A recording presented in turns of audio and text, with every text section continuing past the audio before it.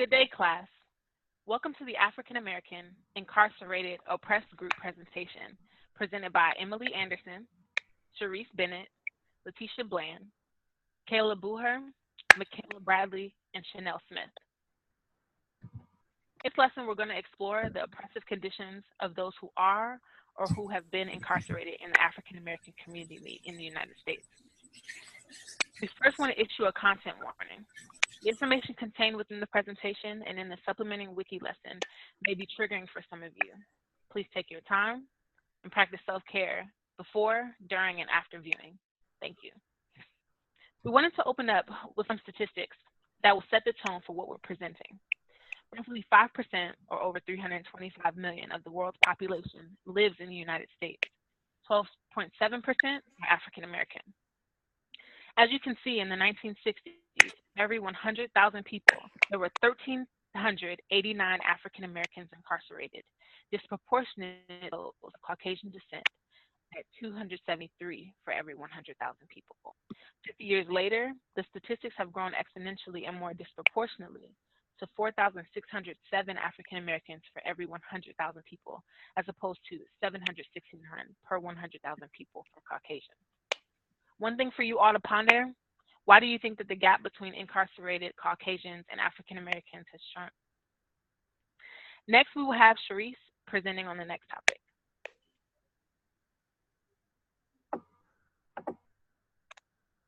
Thank you. For this project, we interviewed 4 different personnel. They all happen to be Black males with experience in and around the prison industrial complex. Here's a short bio of each of the interviewees. We have Bruiser, Franklin, Jason, and Robbie.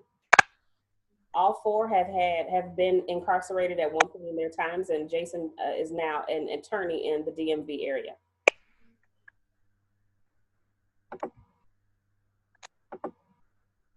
On this slide, we have the questions that we asked each interviewee. We standardized the questions in order to gauge and compare the responses from each person to see if there's any overlap in their points of view. Our research began with deciphering the impact of incarceration on African American culture.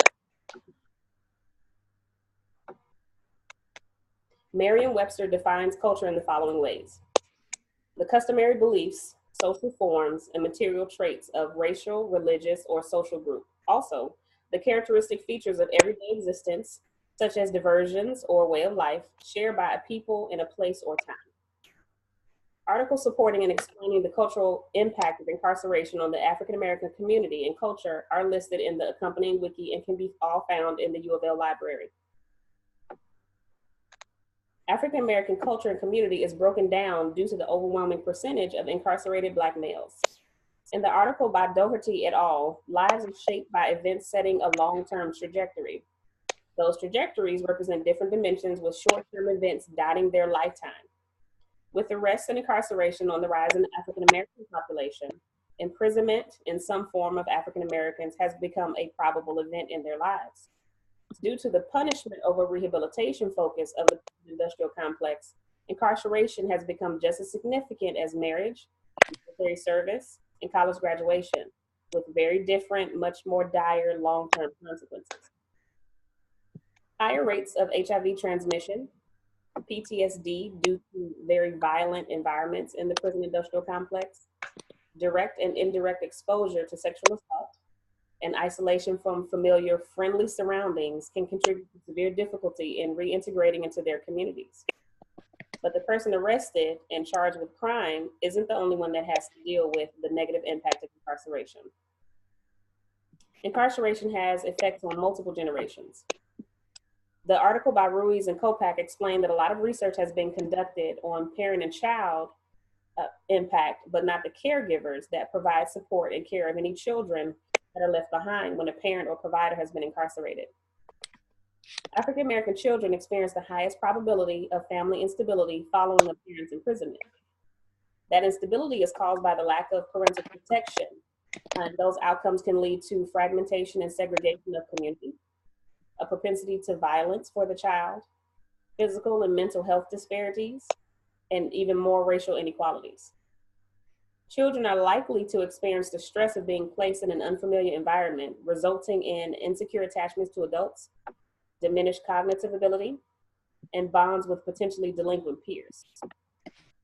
Children with a parent or parents in jail aren't afforded the same social support and sympathy given to kids who experience other type of parental loss or separation, such as divorce or death. This lack of support and understanding contributes to the breakdown of a child's social capital and their ability to cope and become thriving members of that society at large. Hattery and Smith refer to the families of the incarcerated as collateral damage. Incarceration removes Black men from their communities for long periods of time, and they're usually gone during the quote unquote marrying ages, which are 18 through 35, 35. For men who are in relationships prior to being incarcerated, they often become engulfed in worry and jealousy that can often lead to intimate partner violence upon their release. If intimate partner violence existed prior to being incarcerated, it will almost always return with the possibility of increasing in intensity upon release.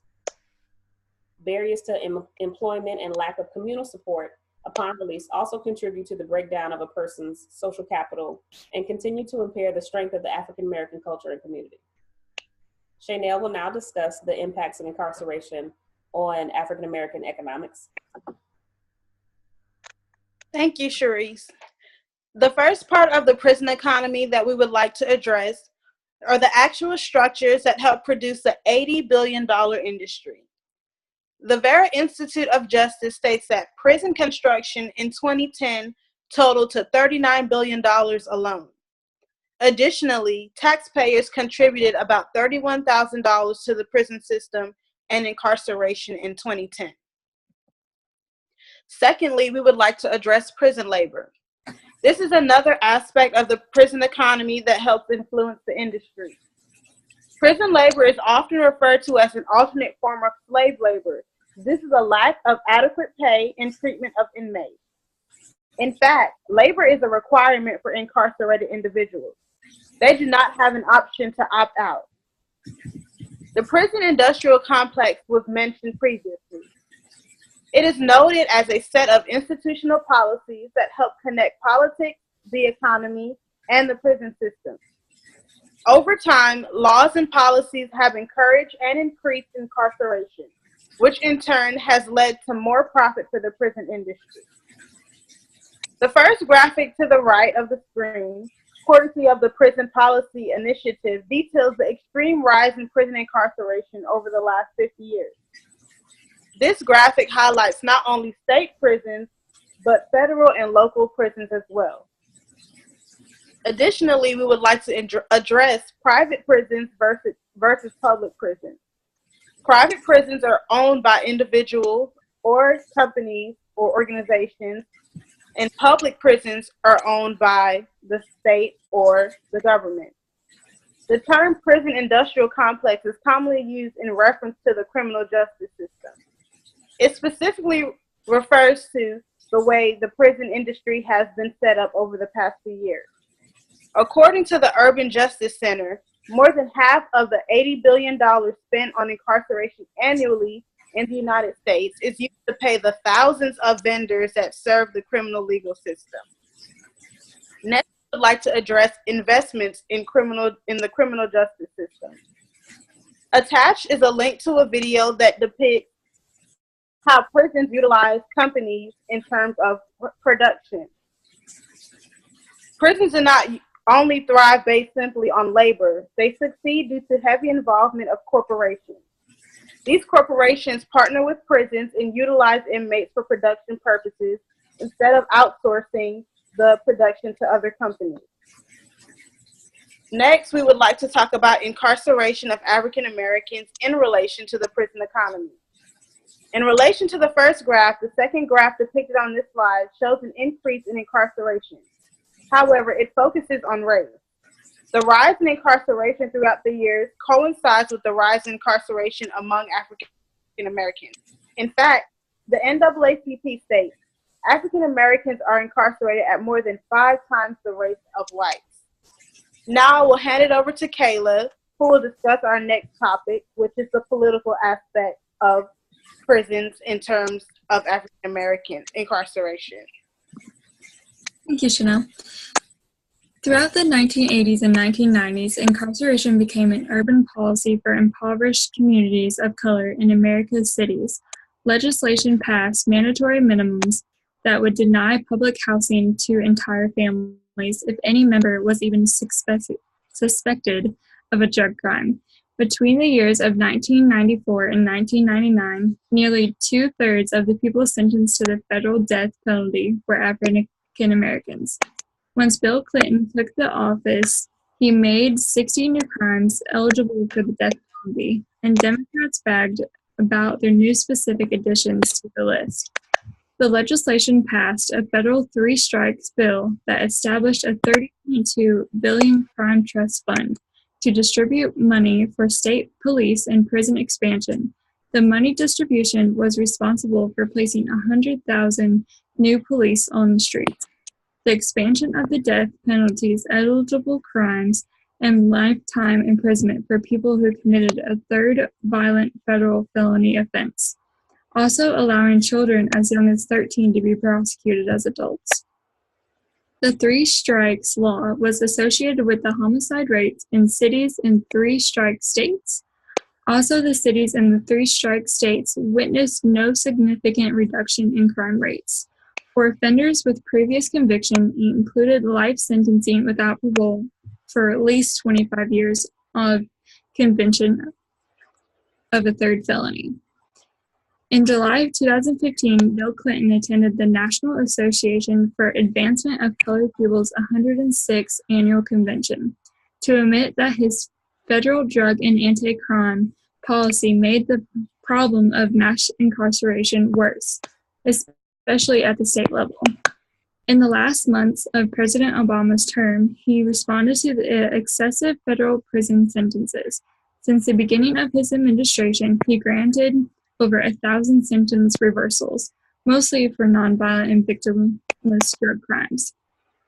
In contrast, President Trump has advocated a nationwide policy for stop and frisk, a police practice concentrated in low-income minority neighborhoods that leads to the arrest and eventually the imprisonment of men, African Americans in particular, for low-level crimes, bringing an end to the war on drugs would significantly reduce the impact of mass incarceration. This would allow the nonviolent drug offenders to be released from prison, minimizing the prison population, and other measures could be taken to deal with them and other nonviolent offenders. Letitia will now explain the legal portion. So actually, Emily has written the presentation on the legal ramifications surrounding the mass incarceration of African Americans, and I'm going to go ahead and read that for her. There are little to no cases that address the issue of sentencing disparities or racial discrimination as it relates to the inmates themselves. There are plenty of cases that address racial discrimination of employees, but no one seems to be interested in how racial discrimination affects the inmates. The Prison Litigation Reform Act makes this even harder. All inmates, if they have a claim, have to exhaust all administrative remedies within the prison's grievance process prior to the courts or any legal body's ability to hear their claim. This prevents an abundance of lawsuits from being filed, making it harder on the African American population to file racial discrimination suits once they are in prison. Why African Americans are incarcerated more than Caucasians? The answer: the war on drugs. The war on drugs disproportionately targeted African Americans in its application and execution. 17 million Caucasians report drug use versus the 4 million African Americans that report drug use. However, African Americans are incarcerated for drug crimes 6 times more than Caucasians. This is a huge problem and a mistake. These mistakes are found in a variety of other crimes, such as murder and sexual assault. Please see the Legal Wiki page for more information on exonerations and evidence on racial discrimination. The Minnesota Supreme Court in State v. Russell attempted to remedy the differences in arrests for powder and crack cocaine in 1991. Crack was mostly used by African Americans, whereas powder cocaine was mostly used by Caucasians. At the time in Minnesota, African Americans were incarcerated at 19 times the rate of Caucasians. Although the decision was beneficial on its surface, it actually made no scientific difference, and the rate increased to African Americans being 27 times more likely to be incarcerated for drug offenses in the following years. At the constitutional level, the Fourth Amendment is supposed to provide racial discrimination protections, but it has failed to do so. In Wynn versus United States, police officers were provisioned to pull people over for nominal traffic violations with the underlying motivation of illegal drug searches. All that was needed for these searches was probable cause, which was a low standard that did not require much proof. African Americans were significantly exploited by this rule because this practice was highly discriminatory by race. These are just a few of the legal issues that are associated with the African American population as it pertains to mass incarceration. The legal slide in our wiki presentation will give you much more insight, statistics, and information on the topic. Moving forward, Michaela has written a presentation on the socio-demographics surrounding this subject. Thank you. And Michaela has written this portion of the presentation. I'm going to go ahead and read that for her. Examining the consequences of the widespread life events of arrest and incarceration among an urban African American cohort. This article discusses the police presence in disadvantaged neighborhoods, making the likelihood of being arrested almost certain and the long-term consequences of that. African American women, mass incarceration, and the politics of protection. African American are 3 times more likely than Caucasian women to be arrested. They are not protected by the law, but instead are punished because of their reaction to the lack of protection. Marissa Alexander fired warning shots and was sentenced to 20 years in Florida. Miss Alexander spent almost 6 years locked in a prison or confined to her house after she was convicted of aggravated assault charges in 2012 for firing a warning shot at her husband, who she said had abused her. According to her, he had threatened her 9 days after she gave birth to their daughter. Letitia will now talk about strategies for change.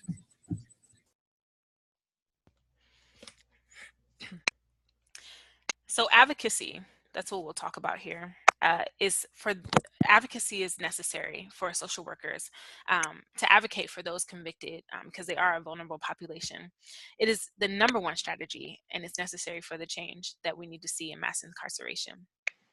That advocacy will bring about the necessary policy change, at the national level, the state level, and the local levels. Over the last 50 years, few national policies supporting decarceration as a whole have come about. One that has is the Fair Sentencing Act, passed in 2010, that reduced the sentencing disparity between crack and cocaine offenses, similar to the provisions of the Minnesota Supreme Court in State versus Russell. Some states have begun to pass legislation to decriminalize and decarcerate violent offenders, ultimately reversing the effects of the war on drugs, such as Georgia with its Council on Criminal Justice, passing accountability court legislation, whereby offenders with substance abuse and mental health problems are diverted from prison, provided they get a job, stay clean, and get treatment, and attend individual and group counseling. Georgia's prison population was projected to increase by 60,000 people in 5 years. Instead, the prison population has declined about 52,000 as of today. California has similar legislation with Proposition 47. The ad is on the slide to your left. That ended felony sentencing for drug possession and petty theft crimes at $950 or less. Previously convicted people can apply for record reclassification that is retroactive, and the money saved in this reform will actually go to drug treatment and mental health services in the community. This proposition hasn't yielded many results as it's still kind of in its infancy. Some of the laws that are coming up in the coming elections that are on the ballot, one being the national policy, which is called the Marijuana Justice Act. It is specifically aimed at ending federal marijuana prohibition, which will aid in the reduction of African American incarceration rates, and it will repair the communities that were harmed by the war on drugs. Another national policy that was introduced to the Senate in 2017 is the Sentencing Reform and Corrections Act. This bill seeks to establish the national criminal justice system national criminal justice system, which will reduce and restrict enhanced sentencing for prior drug felonies, limit the application of the 10-year mandatory minimum. It'll also provide provisions for conducting post-sentence risk and needs assessments, creating tools to promote recovery and prevent drug and alcohol abuse and dependence. So according to Smart Justice, historically social work has always had a place in the juvenile criminal justice system, with social workers helping establish the modern day U.S. juvenile justice system. Yet around the 1990s, for a variety of reasons, social work began to shift its focus away from broad systems of reform in the criminal justice system. Criminal justice as a specialization is kind of uncommon. Only 22% of Masters of Social Work programs offer the course specifically in criminal justice, and only 5% have a specialization in criminal justice. What we need to understand is that social workers are and will be the leaders of social change in ratifying mass incarceration of African Americans. We need to look at the different levels and where social workers can impact that. Before incarceration, social workers must take an active role in the populations experiencing the highest trauma, such as those with high adverse childhood experience scores, or ACE scores, as we've learned about previously. In New York alone, Black youth make up a majority of the foster care system, and a large percentage of those who are in the foster care system end up in the prison system. During incarceration, social workers need to engage in the prison's grievance process. Because of the Prison Litigation Reform Act we talked about earlier, prisoners have significant restrictions when it comes to filing lawsuits, and it's specified to physical injury only, something that the judge can see. Social workers need to be advocates on the prisoner's behalf. We need to ensure that inmates are getting the necessary therapeutic treatment, and we need to also work at breaking the silence on prison conduct for prisoners and their staffs. And of course, after incarceration, we have to follow up and advocate for the care of those individuals who have been released, instead of just releasing them without any care. We need to ensure that there is no recidivism or repeat crimes occurring once they are released. We need to make sure that they are getting treatment for any type of mental trauma that they may have experienced, any employment issues that they're having because of previous felony convictions, and of course, all the social stressors that come with reacclimating to life outside of the prison. So some of the roles of social workers include organizing, empowering, and reforming. Social workers can be true advocates of all oppressed groups, because clients of those oppressed groups end up going through social programs and need social services. We also need to be the people who empower. We need to empower these communities. We need to engage with the community at the micro level, the meso level, and the macro level. For both affected and unaffected populations, because everyone's part of this cycle. And finally, we need to be the reformers. Social workers need to conduct research on the ways to reform, and then we need to be the policy creators of how we can kind of reverse the effects of what has happened. Policy has created the mass incarceration epidemic of African Americans in the United States, and policy is going to rectify the damage that's been done. And that's going to be the role of the social workers. So this kind of concludes our presentation. If you are looking for additional information, we do have some more information on our wiki page. This is the supplement to that. The references can also be found for any of the information that we've presented here. And should you have any questions, you can always hit us up on Blackboard. Thank you for your time. Have a good one.